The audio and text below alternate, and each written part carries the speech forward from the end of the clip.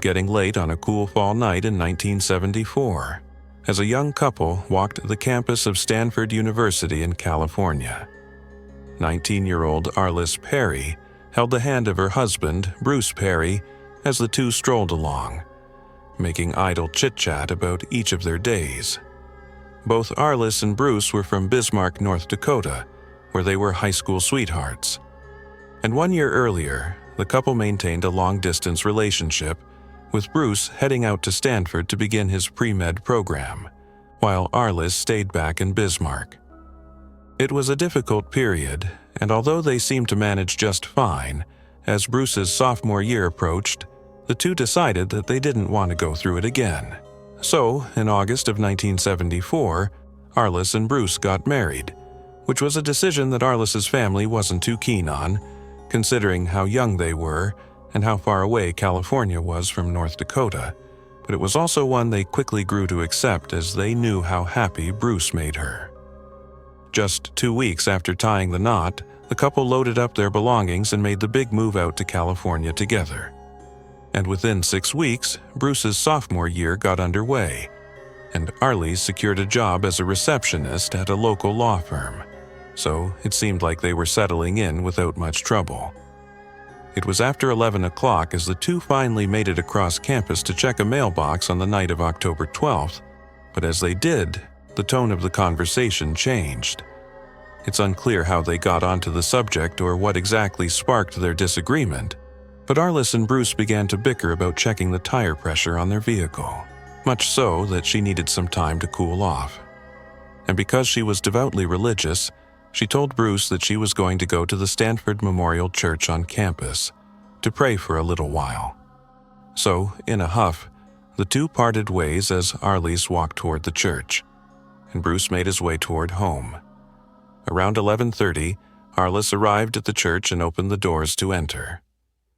Inside, there were a few other people performing their late-night prayers, and Arliss quietly settled into a pew to start her own. Shortly after she dropped to her knees and bowed her head, a Stanford security guard entered the church and began quietly going to each person to inform them that the church was closing in 15 minutes. By 11:45, everyone was gone, and that same security guard had locked the church doors from the outside before continuing on his rounds. Back at the couple's apartment, it was getting to be 3 o'clock on the morning of October 13th, and there was still no sign of Arliss. It just wasn't like her to be gone this long, and Bruce knew the church had to have closed much earlier. So, trying to keep himself calm, he picked up the phone and called the Santa Clara County Sheriff's Office to report Arliss missing. In response, the deputies made their way out to the Stanford church to check things out, and just as they expected, they found all was quiet, and the doors were securely locked. So satisfied that Arliss couldn't still be in the church, they left. 2 hours later, at 5:45 that morning, the phone rang again at the Santa Clara County Sheriff's Office. When the dispatcher answered the call, the voice on the other end identified himself as the campus security guard at the Stanford church, before making a chilling statement saying, "We have a stiff here." This immediately struck the dispatcher as odd and insensitive, but either way, officers and investigators were sent to the church. When they arrived, they were led to a section of pews by the security officer, and lying on the ground, between the long rows of seats, was Arliss, and she was clearly dead. It was the way she was posed, though, that was the most alarming and disturbing to investigators. Arliss was lying face up with her hands across her chest, as if she was already in a casket. Her legs were also parted, and she didn't have any clothing on from the waist down. It also appeared as though a 3-foot-long candle had been used to assault her, and another candle was placed on her chest. Her neck also showed distinct signs of an attack, and when the medical examiner turned her to her side, there was an ice pick that was sticking out of the back of her head with the handle snapped off. This disturbing scene had all the hallmark of a ritualistic killing, and considering everything that was going on in California at the time, It wouldn't have surprised investigators if that was the case. By the late 1960s, California was a place that was sort of reinventing itself through rebellion. It was a haven for hippies and drifters, drawn there by the promise of free love, psychedelic exploration, and a counterculture that projected the rigid Vietnam War-era America. This movement centered around San Francisco, just about a half-hour's drive to the north of Stanford, where the streets of the Haight-Ashbury district were alive with music, protests, and experimental lifestyles. But beyond the tie-dye and peace signs, something much darker was creeping into the scene. The infamous Manson family and their 1969 rampage shattered the illusion of peace, exposing a more sinister side to communes and cults.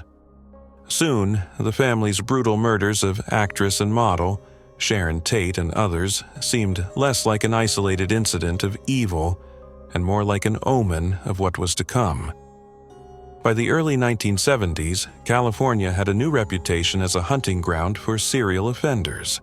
Like, for example, Edmund Kemper stalked the highways of Santa Cruz, picking up hitchhiking co-eds and killing them with unimaginable depravity before he eventually turned himself in.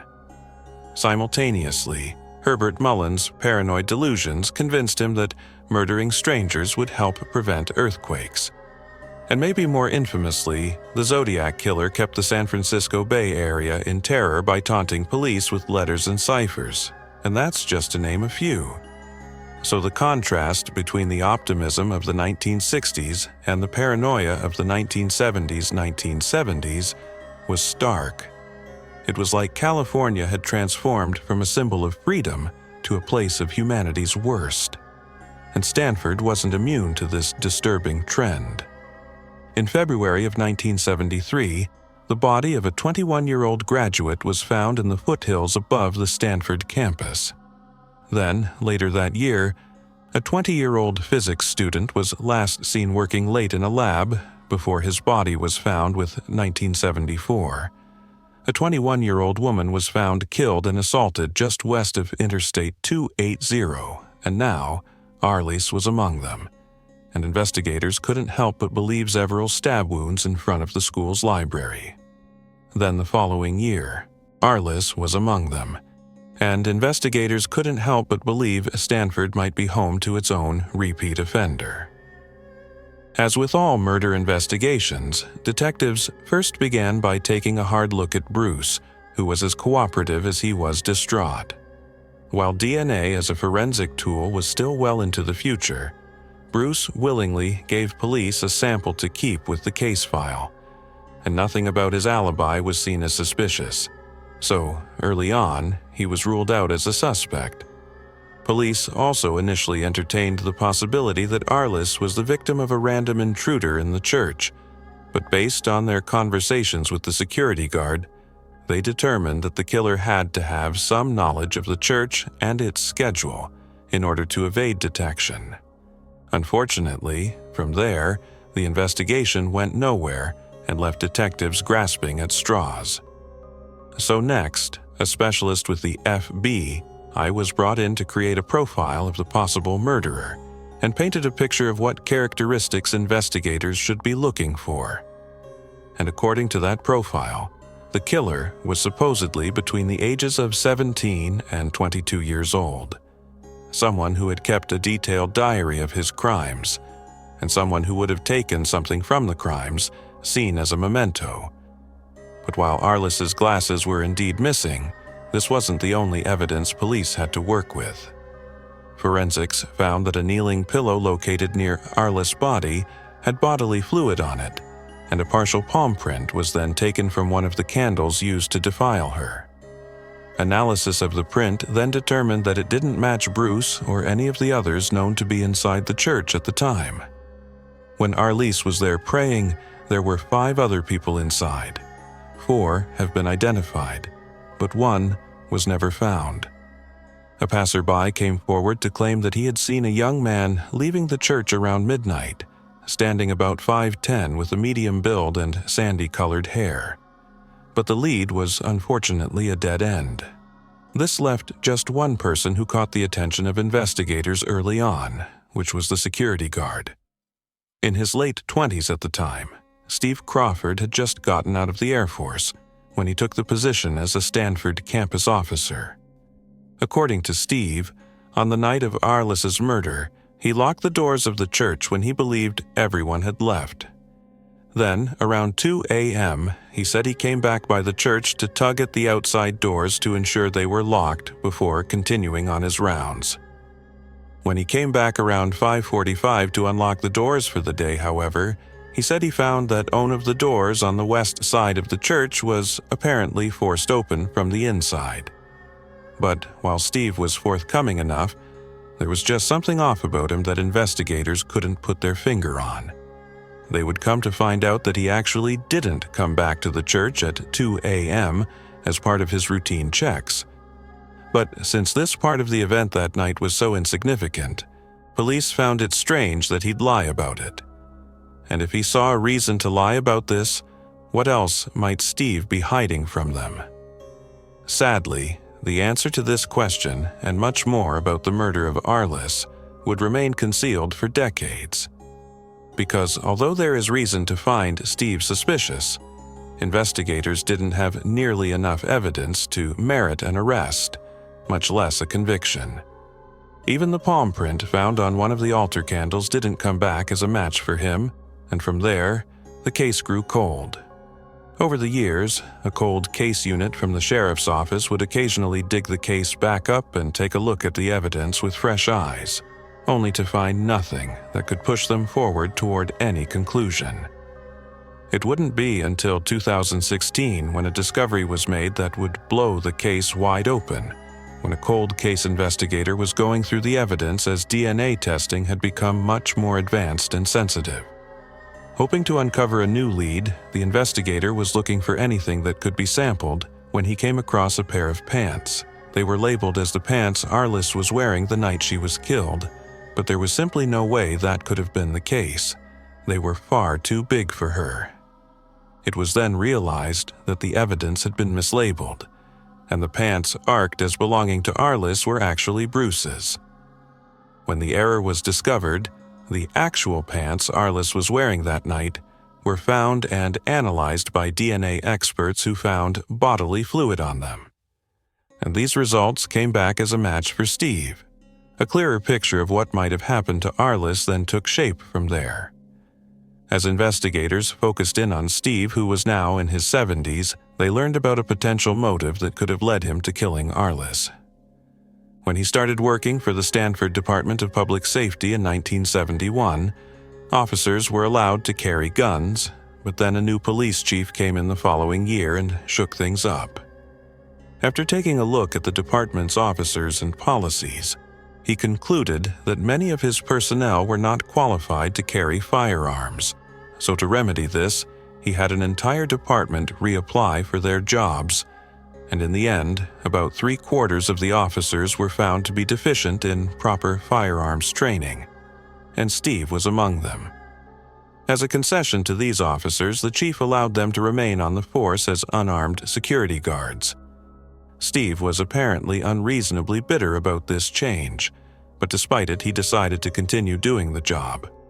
This decision, however, only allowed him to play out acts of revenge against university. He stayed on the force until 1976, and during his tenure as an unarmed guard, he took to stealing from offices. He apparently took a walking cane that had been given to the university's founder, rare books, and a human skull among other items. He even managed to steal a blank Stanford diploma, and one night went to the print shop and printed out a degree in his name. Eventually, police caught up with him, and he was arrested for a receipt of stolen property. And when detectives spoke to him after his arrest, he said he was upset with the university for taking away his firearm and the police for treating him like a suspect in Arliss's murder. Detectives then took their time to button up their investigation, and by the midway point of 2018, the case was closing in around Steve.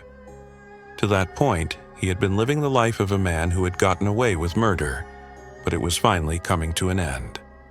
On June 28th at 9:04 a.m., sheriff's deputies arrived outside Steve's apartment to serve a search warrant. After knocking on the door, deputies made verbal contact with Steve, but when they entered his apartment, he was standing in his living room with a gun in his hands.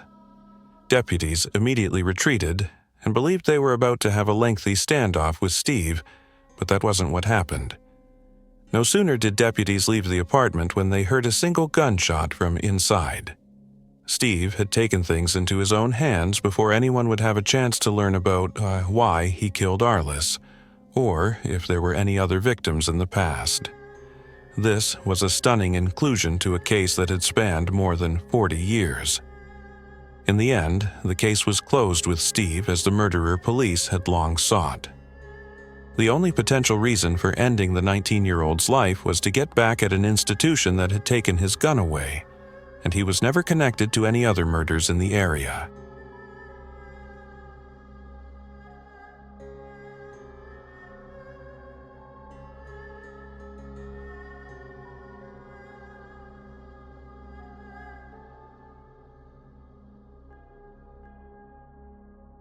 It was a normal Sunday afternoon on October 6, 2002 in Richwoods, Missouri, when 11-year-old Sean was starting to get antsy. He was getting bored and restless. So, around 1 p.m., he went to his stepfather, Craig, and asked if he could ride his bike over to his friend's house. This was something Sean had done countless times, and his friend didn't live too far away, so Craig didn't give it a second thought before smiling and telling his stepson he had permission to go play. Sean then hopped up and went over to his mother, Pam, to give her a hug and kiss before he left. She told him to be home by 5 p.m. for dinner, and then he grabbed a light jacket and ran out the door. Sean was known as a good kid who was responsible beyond his years. While Pam and Sean's biological father hadn't been together for many years by that point, Sean and Craig had developed a special relationship. When Sean was just 6 years old, he walked his mother down the aisle and gave her away during Pam and Craig's wedding. And over time, he became like Craig's little shadow. Wherever Craig went, Sean was usually not too far behind, even as he grew older and began to approach his teenage years. All of that was about to change, though. Sean grabbed his bike outside and began to pedal down the gravel country roads toward his friend's house. And suddenly, a white pickup truck that was coming down the road veered toward him and knocked him off his bike. The driver then quickly exited the truck and rushed over to Sean, but the purpose of this wasn't to see if he was okay. Instead, he quickly picked the child up and threw him in the truck before tossing his bike in the back and speeding off down the gravel road. In the blink of an eye, Sean had been taken. Sometime later, when they learned that Sean never showed up at his friend's house, Craig and Pam panicked and immediately called the police to report their son missing.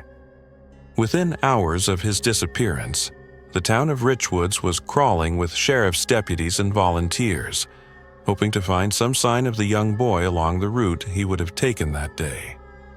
Dogs were also brought out, and while they did pick up Sean's scent, it went nowhere. The search continued in the days that followed, and as the days became weeks, officials started to pull back on the effort. As they did, Craig cashed in his 401k retirement plan and everything they had ever saved and put all the money toward finding Sean. They eventually set up a foundation in Sean's name to aid in the search for missing children, but tragically the search for their own continued to go on without any developments. In that time, newspapers and TV stations, even those about 55 miles away in St. Louis, picked up the story of Sean's disappearance. But soon enough, that started to wane, too. Even still, St. Louis investigators chased down more than 400 leads that came in, and the search would go in every direction. They searched caves, rivers, strip mines, abandoned farms and trailers, cemeteries, and they even drained lakes hoping to find any sign of Sean. Their every effort, however, turned up nothing, and after a year had passed, the team working the case began to face the very real possibility that Sean would never be located, and if he was, it was unlikely he'd be found alive. Meanwhile, Sean was not only alive, but was living a complete nightmare. The man who took him drove him back to his one-bedroom apartment in Kirkwood, about an hour away from Richwoods. And from the moment he arrived there, the man had tied him to a futon and kept his mouth covered in duct tape. During this time, he was subjected to horrific, depraved acts of all kinds. After days of this, Sean was granted some level of freedom and captivity. The man would untie him from the futon and allow him to roam the apartment at will while the man was home. When he would leave, however, Sean would once again be bound to the futon and left to wait for the man to come home. After a few weeks of this, his kidnapper suddenly and unexpectedly told Sean that he was going to take him home to his family around the end of October. So one day, the two got into the man's truck, but he didn't drive Sean home. Instead, he took him out to a desolate logging road, and along the way, Sean became extremely alarmed. The driver soon parked, got out of the vehicle, and came to the passenger side where he ripped Sean from the seat and pulled him to the backside of the truck. He then wrapped his hands around Sean's throat while he frantically pleaded for his life. He tried to fight, but the 6'4", 300-pound man was just too strong. As this was happening, Sean promised that he'd do anything the man wanted as long as he didn't kill him, and upon hearing this, his grip on Sean's neck started to loosen a bit. He suddenly dropped his hands, leaving Sean free to gasp and catch his breath after coming close to blacking out. The man then agreed to let him live, but only on several conditions. Sean had to promise that he'd never try to contact anyone or try to run away. If he did, the man would find him and kill him. And after the attempt on his life behind the truck, Sean knew the man was serious about what he'd do if he ever tried to free himself, so he agreed. And the two got back in the truck and returned to the Kirkwood apartment. As time passed afterward, Sean continued to earn more privileges. The first was that the man stopped tying Sean to the futon when he left the apartment. In those moments of peace, Sean would pass the time, most often by sleeping. Then, about 7 months after he was taken, Sean was allowed to make friends with a 13-year-old neighbor named Tony. As the two got to know each other, Sean spent a lot of time with the family, and never once did he mention his real identity. Instead, he repeated a carefully crafted script given to him by the man. He would go on to tell the family that his name was Sean, but that his mother died in a car accident involving a drunk driver, and so now it was just him and his father. Tragically, the months of horrific treatment that he continually faced had effectively made Sean a captive in his own mind, despite the fact that he actually had the ability to safely reveal the truth of what happened to him at any time. He even joined the family at restaurants, and they even took him to different events, including balloon races. They grew so close, in fact, that they'd have holiday celebrations together. But the agreement Sean made to never run and never tell was one that he was holding firm to. And at the same time, the family never saw a reason to question him, as the man appeared to be a great father who never left Sean wanting for anything. He bought him a new bike and a video game system, and the two appeared to have a close and healthy relationship. And unfortunately, this would result in this horrifying ordeal going on for years. In 2006, 4 years after his abduction, Sean would have several more prime opportunities to free himself from his captor, but he never took advantage of them. One day, he and Tony were riding their bikes around the neighborhood after the town curfew, and they were stopped by police officers. The two friends were then escorted back home, and never once did Sean mention who he was. And simultaneously, the officers, despite the news surrounding Sean's disappearance, didn't recognize him either. On another occasion, Tony's family was sitting in their living room with Sean, and the television was turned to the local news station. Suddenly, Sean's face was flashed on the television screen, accompanied by a story about his disappearance. Tony's mother then immediately looked over at Sean, who was sitting in a chair, staring back at the image of himself on the screen, and she asked if that was him. He then responded by laughing and denying that he was the Sean the reporters were talking about. By that point, he was 15 years old, so some of his features had changed from the photo of himself at 11 years old, making it just plausible enough that they weren't the same person. So tragically, the issue was then dropped and never mentioned again. Sometime later that same year, Sean actually came across the foundation website his parents had set up in his name. On it, there was a contact form that Sean would go in to fill out twice. In neither message did he identify himself as their son, but both emails contained the same one-sentence question, which read, "How long are you planning to look for your son?" But, unfortunately, neither of Sean's parents ever responded to either inquiry. As one missed opportunity followed the next, it appeared unlikely that Sean was ever going to be reunited with his real family, but something happened in 2007 that made him suddenly fearful that his time alive was running short. One day, the man came home with a new boy that Sean viewed as his replacement. In January of that year, 13-year-old Ben got off a school bus in Franklin County and started walking toward home.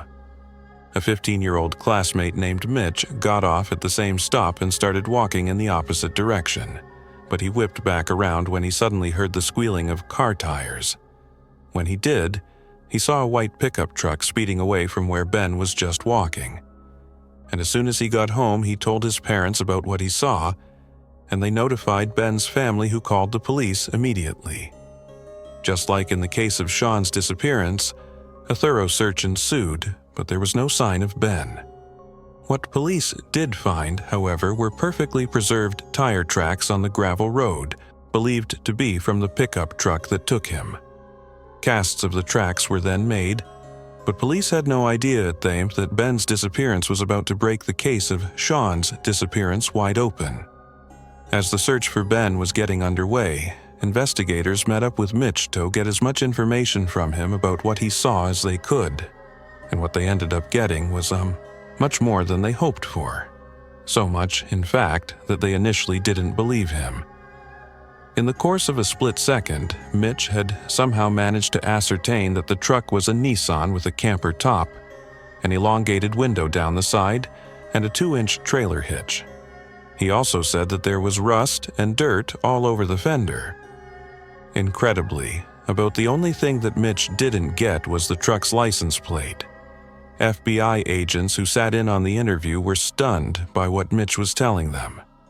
It's highly unusual to get this much detail from a witness, let alone a witness in his teenage years, but Mitch just so happened to be obsessed with pickup trucks. He could spot the broadside of a truck for a split second and list off any number of specs about it just by sight alone.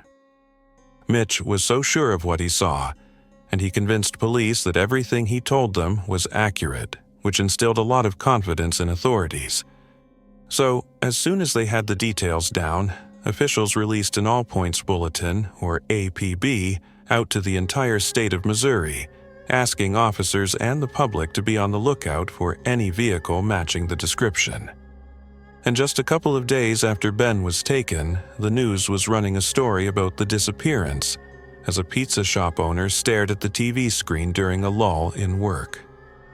When he heard the description the vehicle police were looking for, his blood ran cold.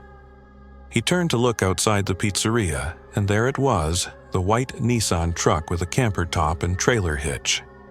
Its fenders were even covered in road dust, as if it had recently been driven down gravel roads, which was highly odd for a place like Kirkwood. The pizza shop owner then thought back to a few days earlier, and he recalled the day of Ben's disappearance. It coincided with the day 41-year-old Mike Devlin, who was the restaurant's manager and owner of the truck, left early because he was feeling ill. This lead then came into investigators, and on January 12th, FBI Special Agent Lynn Willett arrived at the Kirkwood Pizza Shop with another agent and got into the lunch line. Behind the counter serving customers was Mike, and as soon as he spotted the agents, he never once looked up at them again. When it was their turn in line, the agents stepped up to the counter and told Mike that they needed to talk. He then nodded his head, almost as if he knew what this was about, and led them out to the back of the restaurant where the truck they had been looking for was parked. They asked for consent to search the vehicle, and he gave it. While Lynn's partner was having a close look through the truck, it started to rain, so Lynn and Mike were treated to the backseat of the FBI car for a formal interview. As Mike began to field Lynn's questions, he talked in circles, and things weren't making sense. Not only that, but Mike kept bringing up someone he referred to as his godson named Sean. As Mike and Lynn were turned to face each other, she also had a good enough look at her suspect to actually see his pulse pounding through his neck. Every time he'd bring up Sean, his pulse would quicken, and Lynn initially couldn't figure out why. After going back and forth for about an hour or so, about where he went after he left work sick and what he did in days afterward, the realization hit Lynn with such force that she almost physically reacted. She already knew that she must be speaking with a man who took Ben, but the Sean he was referring to must have been the Sean missing from years earlier. Lynn then tried her best not to let Mike know what she suspected, as she brought up the topic of tire tracks. When she mentioned that police took casts of the tracks found at the scene of Ben's disappearance, Mike's face lost its color. It was at this point that she knew she had him. Lynn then continued to press Mike, explaining to him that tire tracks were similar to DNA, and that matches could be made to a degree of certainty that not even the best lawyers could argue against. This was the bit of information that cracked him. Mike then dropped his head and uttered, "I'm a bad person," before launching into his detailed confession of how he took both Ben and Sean. Right away, Lynn asked him to take them where he was keeping them. So, from the back seat, Mike gave turn-by-turn directions to the agent behind the wheel until they arrived outside his apartment complex. When they got to his front door, Lynn told Mike to go in first so that it wouldn't alarm either of the boys. The door then opened and Mike stepped inside, followed by the two agents. Both boys were on the floor in front of the TV, playing video games together, and they suddenly paused their game and whipped their head around. When Ben saw Lynn, he got up and ran right into her, almost knocking her over and trying to bail right past her out the apartment door. Sean, meanwhile, was frozen. He didn't know what was going on until Lynn looked at both of them and told them they were safe. Mike was then immediately placed in handcuffs and hauled off to jail, while Sean and Ben were transported to the police station. Once they arrived, investigators called each of their parents to inform them that their sons had been found alive. When Craig and Pam got the news, they could hardly believe what they were hearing. The officer who spoke to them said that he was 95% sure that the other boy was Sean, leaving a bit of uncertainty as Sean had changed so much in the 4 years, 3 months, and 6 days he was held in captivity. Craig and Pam then raced to the police station, and when they arrived, they were led into the room where Sean sat by himself. When the door opened, he picked up his head and saw his parents for the first time since October 6, 2002. Craig and Pam then hugged Sean for what seemed like 30 full minutes. Obviously, none of them wanted to let go. Next door, Ben and his parents were experiencing the same joyful reunion. Mike was then indicted in 4 different jurisdictions for all the crimes he committed against Sean and Ben, including the attempted murder of Sean in 2002. In St. Louis County alone, Mike was hit with 71 total felony charges, with the first 18 relating to Ben and the last 53 pertaining to his prolonged treatment of Sean.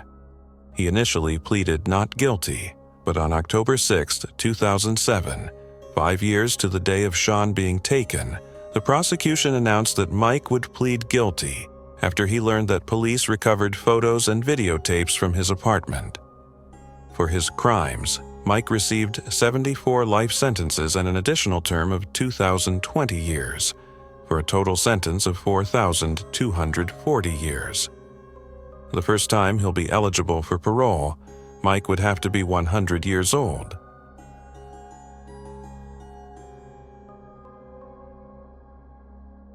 The Hebrides are a chain of islands off Scotland's western coast that have dramatic cliffs, rolling hills, and an often unforgiving climate. One cluster of these islands is aptly known as the Scottish Small Isles, where the island of Eigg is located. Eigg is the second largest of the Scottish Small Isles, at just 9 kilometers long and 5 kilometers wide. Yet, for such a small area of land, it has a fairly extensive history. The island is actually dotted with important archaeological sites from prehistory, and the earliest known writings that reference the island date back to the 7th century. Axes found on the island suggest that it was even occupied during the Bronze Age, as far as 3,300 BCE. Some of the island's most notable history also includes the 9th century arrival of the Norse, who settled in the area and established the Kingdom of the Isles across the lands of the Hebrides archipelago. For hundreds of years afterward, the Vikings dominated the area, but by the middle of the 12th century, the Norse had been driven out, and the region was controlled by Scottish clans. The Scottish clans are often thought of as related families, but in actuality, they operated more like tribal communities. Clans tended to have their own chief, and while those within the clan would often take the chief's surname, this didn't necessarily imply any sort of blood relation. And the oldest, largest, and most powerful of all the Scottish clans, Clan MacDonald, ruled the West Highlands and Hebrides for almost 400 years, but it wasn't without challenge. Due to a series of battles and losses, the clan weakened and fractured into smaller separate groups. By 1577, though, the clan made up the entire population of Eigg. Today, the island's population sits at just more than 100 people, but in the late 16th century, nearly 400 members of Clan MacDonald inhabited Eigg. This branch of the clan lived a modest but sustainable life through fishing and farming, but the occasional raid of other clan territories for resources wasn't beneath them. And so, for generations, there was tension between Clan MacDonald and another prominent clan, the MacLeods. This clan was centralized to the north of Eigg on the island of Skye, and they weren't all that different from Clan MacDonald. Yet their similarities weren't enough to overcome territorial disputes, competition for resources, and real and perceived slights. These factors would sometimes lead to physical conflict between the two clans, but what happened in 1577 was far more cruel and deadly than just their usual skirmishes. During a storm one day that year, a group of about 30 MacLeod members were sailing along the coast of one of the islands when a bad storm blew in. The clan did all it could to weather the barrage of rain and wind, but rather quickly decided that the best course of action would be to find land and wait it out. The closest and most feasible point to land just happened to be along the southern coast of Eigg, and so the Clan MacLeod men made themselves comfortable. After the storm finally blew out, they ran into a herd of cattle belonging to Clan MacDonald, and they took it upon themselves to kill and roast some of them to feed themselves. And as if this wasn't already a grave enough disrespect, there were some young MacDonald women tending to cattle, who were attacked and assaulted by some of the MacLeod men. This was unforgivable. The clans of the Highlands upheld a strict code of honor, and any affront to their women was seen as an attack on the clan's dignity. So, after the women escaped and made it back to their nearby village, they informed the clan's leadership, and Clan MacDonald men were sent back to the coast to settle the score. When they arrived, a small battle got underway that the MacDonalds rapidly gained control of. And in the end, nearly all 30 of the MacLeods were killed, except for one. Among the group was the first son of the chief of the MacLeods, so rather than kill him, The McDonalds used him to send a message. They attacked him and broke each of his limbs before tying him to a small boat without oars and setting him adrift. What happened to him after that wasn't much of a concern for the McDonalds. He was either going to die at sea or wash up somewhere and die on land. Somehow, though, the son survived, and the boat he was bound to drifted all the way back to the island of Skye. Upon learning what happened to his son, the elder MacLeod became furious and blind with rage. Soon, an entire fleet of Clan MacLeod ships were heading toward Eig's southern coast through the rough waters of the Inner Hebrides. And as they approached Ike, a Clan MacDonald watchman spotted the fleet and informed the chief.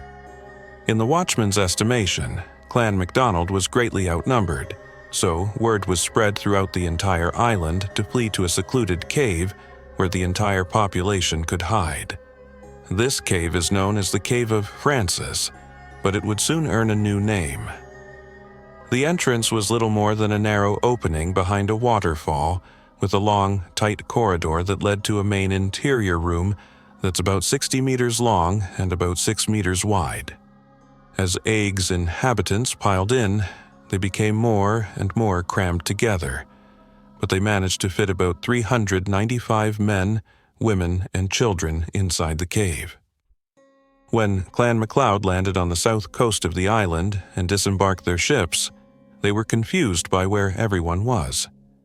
They were expecting a fierce battle from the moment they were spotted, but it was like Clan MacDonald had virtually disappeared. Soon after landing, they spotted an elderly woman in one of the villages who was too frail to head to the cave, and they spoke to her, but she insisted she didn't know where anyone went. The MacLeods would end up sparing her life and letting her go as they resumed their search. For 3 full days afterward, the MacLeods wandered Eig in search of the MacDonalds, and after growing more and more frustrated by their fruitless efforts, they decided on the next best thing. They then set fire to all the homes on the island before returning to their ships and setting a course back to Skye. However, as the MacLeods sailed along the coast on their return trip, the MacDonalds made a terrible mistake. The clan sent a scout out of the cave to see if the coast was clear, but the man was seen by the departing MacLeods, who quickly turned their ships around toward land. Earlier that day as well, it had also begun to snow over Eig, and as the lookout raced back to the Cave of Francis, he left footprints that the MacLeods followed all the way to the entrance. Once they arrived, it became abundantly clear where everyone was. At this point, the MacLeods had a number of choices because the MacDonalds were completely trapped. The way into the cave was the way out, so the MacLeods could take their time in whatever revenge they could come up with, and what they decided on was absolutely horrifying. First, they worked to divert the waterfall away from the cave entrance so they'd have a clear and dry place to perform the next phase of their plan. Once the waterfall was running away from the cave entrance, the MacLeods started grabbing dry wood, grasses, and other kindling, and crammed the narrow opening with them. When this task was complete, the chief paused for a moment. He had the MacDonalds right where he wanted them, but he wondered what God's will was for the clan trapped inside the cave. As he considered this, he came up with an idea. If the next wind blew inland from the sea, he would go forward with this plan. If the wind blew out to the sea, the MacLeods would leave the island without doing them any more harm. Then, moments later, his hair and beard began to billow from the wind, blowing in from the sea. To him, this was an approval straight from God. The chief then simply nodded his head, and his men immediately started setting all the brushwood and grasses clogging the entrance of the cave on fire. Prior to this, the pile of wood and grass had become damp from the mist of the waterfall, despite its diversion. But this would only serve the chief's purpose further. Rather than turning into an intense blaze, the fire just smoldered and made tons of smoke that instantly began drifting down the narrow opening corridor toward the chamber where the MacLeods were hiding out. And so, soon after starting the fire, the coughs and hacks of those inside could be heard by the MacLeods. The MacLeods then waited outside the cave until the fire burned itself out, and once it did, they went inside, prepared to finish the job the smoke started. But they were only met with the sight of almost 400 people stacked on top of each other. In a matter of moments, nearly an entire island's population had been wiped out. This act of vengeance only deepened the hatred between the MacDonalds and MacLeods, and while no immediate retaliation for it is known, the two clans continued to feud for generations. With all of this said, however, as with any story that comes from so long ago, the question has to be asked. Is the story true, or is it just some legend passed on through the generations? For centuries, archaeologists have worked to uncover this answer. Although the story itself is detailed and writings from the period about it have been recovered, there isn't much physical evidence that backs it up. In 1743, 1841, and 1845, there are accounts of visitors to the cave finding the charred bones of adults and children inside. Sir Walter Scott, a well-known Scottish novelist and poet, is also said to have sparked a raid on the remains when he took a skull from the cave back to his home in Abbotsford. Apparently, once word got out about his find, a curious public rushed to the cave to grab any remains they could find as souvenirs. So, in more recent decades, it's thought that one of two things was true.